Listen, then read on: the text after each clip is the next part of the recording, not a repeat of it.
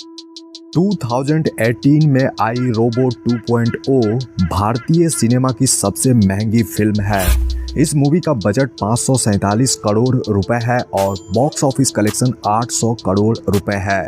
अब जब इतनी बड़ी फिल्म है तो इसका बिहाइंड द सीन तो माइंड ब्लोइंग होना लाजमी है। रोबो 2.0 का पहला सीन है यह जब लोगों के हाथ से मोबाइल फ़ोन उड़ने लगते हैं, तो उसमें कई सारे शहर और सड़कों को भी दिखाया जाता है। एक्चुअली यह जो लोकेशन है वह EVP फिल्म सिटी का है। यह लोकेशन बेंगलुरु के नेशनल हाईवे के साइड में पड़ता है जो संतोषा नगर में है। इस फिल्म सिटी के अंदर मूवी का मैक्सिमम पार्ट शूट हुआ है। यही मोबाइल स्टोर दिखाए गए हैं और इसी जगह ट्रक वाला शूटिंग भी हुआ है और इस फिल्म सिटी में ही तोड़फोड़ और कई सारे एक्शन सीक्वेंस भी शूट हुए हैं।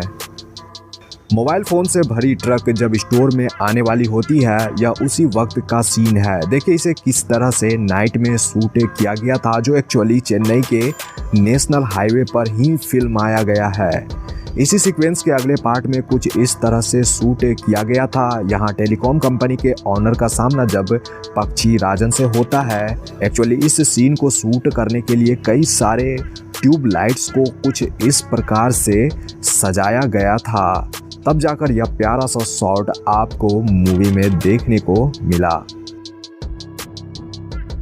इस सीन में वसीकरण और एमी जैक्सन यानी नीला को फिल्म में इंट्रोड्यूस कराया जाता है। यहाँ उनसे मिलने एक्सेल यूनिवर्सिटी के स्टूडेंट आए हुए होते हैं।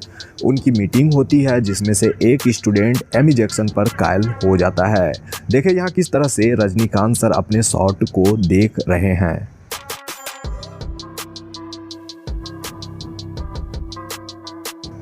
फिल्म में यह उस समय का सीन है जब पक्षी राजन मिलिट्री पर हमला करता है। इस सीन को शूट करने के लिए डुप्लीकेट टैंक्स बनाए गए थे ताकि उसे शूटिंग के दौरान विस्फोट कराया जाए। बिल्कुल ऐसा ही हुआ क्योंकि यहाँ इस शूटिंग के लिए 2 विस्फोट कराए गए थे, टैंकों की और एक कार की, जो बिल्कुल रियल थे।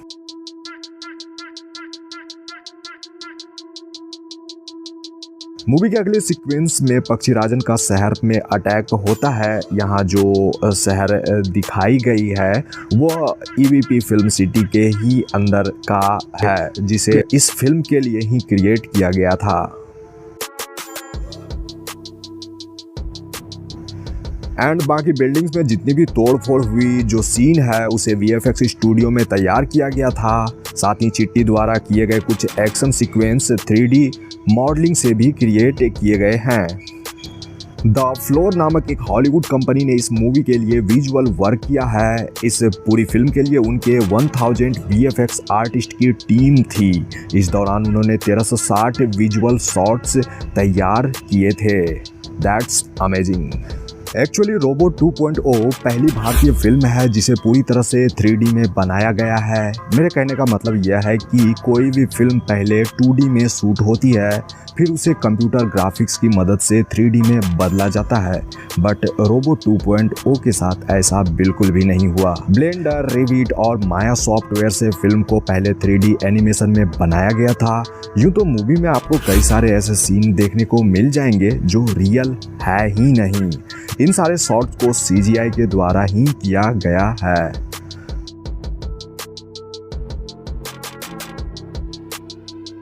आप जो इस शख्स को यहाँ देख रहे हो वह नीरव शाह है। वह भारतीय फिल्म इंडस्ट्री के सबसे फेमस सिनेमेटोग्राफर हैं।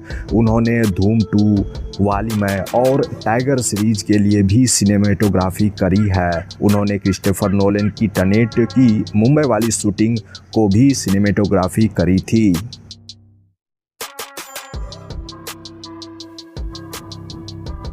मूवी में वसीकरण के लैब को दिखाया जाता है जो पूरे 3 फ्लोर का होता है। एक्चुअली जितने भी इक्विपमेंट्स, रोबोट्स और कई सारी चीज़ें जो दिखाई जाती है वो पहले ही फ्लोर में उसे तैयार किया गया था, मतलब उसको कॉपी पेस्ट किया गया था। यानी कि बाकी ग्रीन बैकग्राउंड के जरिए कुछ इस तरह से मूवी में 3 फ्लोर क्रिएट किए गए थे। मूवी के इस सीन में पक्षी राजन द्वारा वसीकरण जी के घर पर हमला होता है, उसका यह सीन है। एक्चुअली जितनी भी दीवारें हैं उसे ग्रीन कलर से पेंट किया गया था ताकि बैकग्राउंड को VFX के जरिए बदला जा सके। और फिर पक्षीराजन का चिट्टी से आमना सामना होता है, लेकिन यहाँ चिट्टी हार जाता है, जिसके बाद पक्षीराजन का असली रूप हमें मूवी में देखने को मिलता है, यानी पंख वाला।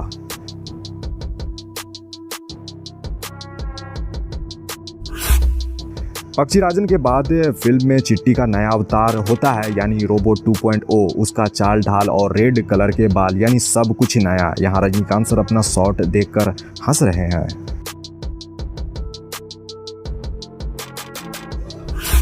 रोबोट 2.0 अपने साथ बाकी रोबोट को पक्षीराजन के खिलाफ खड़ा करता है। यहाँ उसी का BTS है जब वह दूसरे रोबोट से बात करते हुए नजर आए थे। एक्चुअली इस सीन को दो क्रू मेंबर्स को आप ग्रीन कलर के सूट में देख रहे हो, जो निर्देशन के अनुसार रोबोट का हाथ पकड़कर हिला रहे हैं। बाकी फाइनल आउटपुट में वह नहीं दिखेंगे। मूवी का क्लाइमेक्स एक स्टेडियम में फिल्माया गया है। मैं आपको बता दूं कि यह जो लोकेशन है वो एक्चुअली दिल्ली में स्थित जवाहरलाल नेहरू स्टेडियम का ही सीन है। इस लोकेशन पर 3 तरह से शूटिंग हुई थी। पहली शूटिंग में स्टेडियम भरी हुई थी, जिसे बाहरी लोगों से भरा गया था ताकि कुछ पार्ट की शूटिंग हो सके। उसके बाद जितने भी लोग स्टेडियम में थे वो सारे क्रू मेंबर्स और कलाकार ही थे। जब पक्षीराजन के पास रोबोट 2.0 आता है तभी का यह सीन है। एक्चुअली वह एक ऑक्टोपस कैमरे को पकड़कर बीच फील्ड तक पहुंचता है, वहीं उसके पीछे कैमरामैन भी इस तरह से आता दिखेगा। पक्षीराजन के पंख उगने और गायब होने की शूटिंग को एक स्टूडियो में ही शूट कर लिया गया था, जिसके बाद उसे जो ट्रांजिशन इफेक्ट के जरिए रिप्लेस और ऐड किया जाता था। वैसे तो मूवी का maximum scene Jawaharlal Nehru stadium Delhi में ही हो गया था। बाकी जितने भी तोड़फोड़ आपने देखा था उसके लिए एक अलग सा स्टेडियम जैसा सेट तैयार किया गया था। बाकी की शूटिंग वहीं पर हुई थी।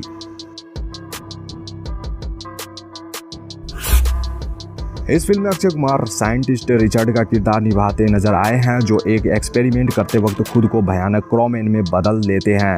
वैसे तो अक्षय कुमार की 3 अलग अलग लुक आपको यहाँ देखने को मिल ही गई थी, जिसमें उनका यह वाला जो लुक है और फाइनल क्रोमैन वाला लुक सबसे इंटरेस्टिंग था। अक्षय कुमार के इस पावरफुल लुक को तैयार करने के लिए प्लास्टर ऑफ पेरिस का इस्तेमाल किया गया था। इसे प्रोस्थेटिक मेकअप भी कहा जाता है। यह प्रक्रिया जो है वो काफ़ी दर्दनाक होता है, क्योंकि अक्षय ने अपने इस मेकअप के बारे में कहा था कि उन्हें इसके लिए रोजाना 4 से 6 घंटे तक एक चेयर पर ही बैठ कर रहना पड़ता था, और तो और 2 घंटे तो मेकअप उतारने में लग जाते थे। यह प्रोसीजर पूरे 40 दिनों तक चलता रहा। एंड प्रोस्थेटिक मेकअप के बाद आपको एक बात बता दूं कि भूखे पेट ही शूटिंग करना होता है। एक्चुअली यह एक प्रकार का ऐसा मेकअप होता है कि जिसके लिए आपको ऐसा करना पड़ेगा, यानी कि केवल आप लिक्विड डाइट ही ले सकते हो। फिल्म मेकर्स ने जमकर पैसे बहाए हैं, क्योंकि केवल अक्षय कुमार के मेकअप में ही उन्होंने 4 करोड़ रुपए खर्च कर दिए थे। That's awesome. Lyca production house ने पैसे खर्च करने में कमी नहीं छोड़ी है, क्योंकि एक तरफ सुपरस्टार रजनीकांत और अक्षय कुमार हैं, तो वहीं फिल्म के डायरेक्टर एस शंकर हैं, जिन्होंने इससे पहले आई जैसी ब्लॉकबस्टर मूवी दे चुके हैं। एमी जैक्सन ने मूवी में नीला का किरदार निभाया है, जो एक रोबोट रहती है। मैं आपको बता दूं कि उनका डायरेक्टर साहब के साथ दूसरी फिल्म है, जबकि पहली फिल्म विक्रम के साथ थी आई, यानी आई मूवी, जिसमें एमी जैक्सन और विक्रम थे, जो ब्लॉकबस्टर रही थी।